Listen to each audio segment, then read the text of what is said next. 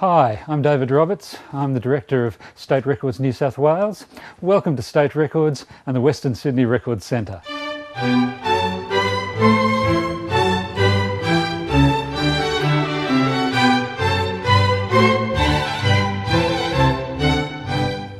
What is State Records?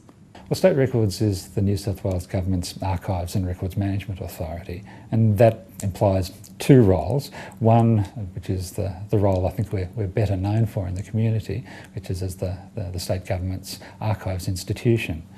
In that role, what we do is to identify, preserve, catalogue, provide access to and promote the use of the State Archives collection. The other side of what we do, the Records Management Authority role that we play, really involves promoting good official record keeping and good records management across the New South Wales public sector. And those two roles are very much intertwined, but that second role isn't as well known, certainly outside government. This building is very special. Could you tell us about some of its special features? The site itself is 20 hectares, although we've only developed about 13 hectares. The rest of it we'll probably dispose of it at some stage in the future. Floor area, about 50,000 square metres all up, and storage capacity of 500,000 linear metres. We believe it's the largest single record storage facility in the Southern Hemisphere. The newest building, that we call the Stage 6 building, it's designed for storing material in internationally accepted archival conditions. So that means that the temperature and the humidity are very carefully controlled. We keep archives at a steady temperature of 20 degrees centigrade plus or minus 2 and 50% humidity plus or minus 5. That applies to all of our archives storage, but with this building in particular, because of the cost of air conditioning a large archive storage building, we've tried to reduce the cost and the impact on the environment of air conditioning over 30 years, and that's been built into the features of this building. It has a high thermal mass, very thick walls, a lot of insulation, but in particular it has pipes that go 100 metres underground and cool the air down to the temperature that's down there in the ground, and that reduces the extent to which we have to cool the air through conventional air conditioning. So we think it's going to save us a lot of money over the life of the building, over 30 years or more, and it's also going to make a real contribution to the environment. Some of the innovative features of the Stage 6 building: geothermally assisted air conditioning, a gas-based fire suppression system, and shelving that it's a human scale and doesn't require ladders. How do you destroy records? Well, we're talking about government records here, and yes, that means that usually there's some kind of sensitivity involved. It means that the destruction methods that we use have to take that into account.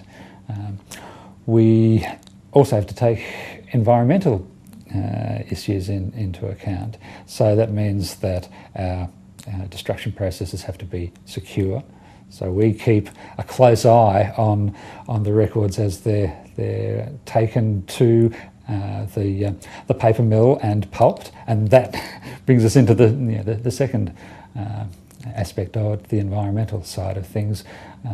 All the records that we destroy are recycled and come back to us as paper, I guess, or packaging eventually. We have a total capacity of about 500,000 linear metres of records. Only about 50,000 linear metres are archives only, and the rest is records that are kept for a finite period of time and will in due course be destroyed and replaced by other ones. How do you become an archivist? Well, in my own case, it helped that I knew what one was because my uncle, a man named Ian McLean, was the first Commonwealth archivist. He was appointed in 1944 and really established what's now the National Archives and headed that organisation for its first 20 years. And he was even briefly the head of the New South Wales Archives for a short period of time in the 1970s. So I had someone who was in the game. That's right. Wow. And when I was thinking about a career, I was able to talk to him. The kind of work that's involved fitted my interests in history and in politics and government and the way organisations work. So it was a natural fit. If people want to do their own research, what should they do? There are probably two things that I'd suggest that people do. One is simply to contact us, give us a call. We have a reference service here. You can ring us up on 02 96731788 and ask to talk to a reference officer and ask whatever questions you have. You can visit us, of course, as well. This is the reading room at the Western Sydney Records Centre, Kingswood, and this is where members of the public can come to ask our reference staff about the archives, find out what kinds of records they ought to look at to pursue their particular interests, and to look at the records themselves. They can look at those records in original form, and they can look at microfilm copies of the records. Perhaps inside we'll be able to see the quantity of microfilmed material that people are able to use. The other thing that I'd really suggest that people do is to visit our website. We've got it on the screen behind us here, and that's www.records.nsw.gov.au. And an important part of the site is directed towards members of the public who want to know more about the State Archives collection and explore them in however much depth they want to. There's explanatory material, there are finding aids, there are sections that are for particular groups of people, like family historians, Aboriginal people, various other groups. So an excellent place to start if you're interested in researching practically any topic. Any topic that the New South Wales Government has had something to do with over the last 200 years. Who are the organisations that you archive for? Well, our jurisdiction covers the broad New South Wales public sector, so that includes the state government proper, government departments and other agencies, but it also includes local government, local councils, so there are about 170 of those, the universities, the public health system, the state-owned corporations. So it's the broad New South Wales public sector that we work with. Outside of Sydney, David, how would someone access the State Records Archives?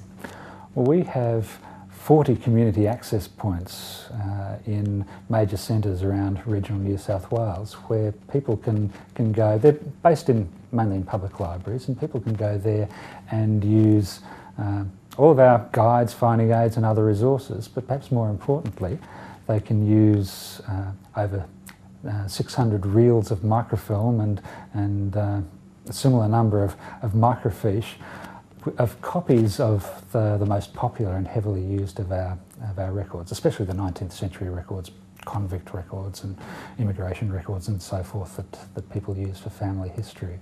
So you don't need to live in Sydney to be able to use the State Archives collection.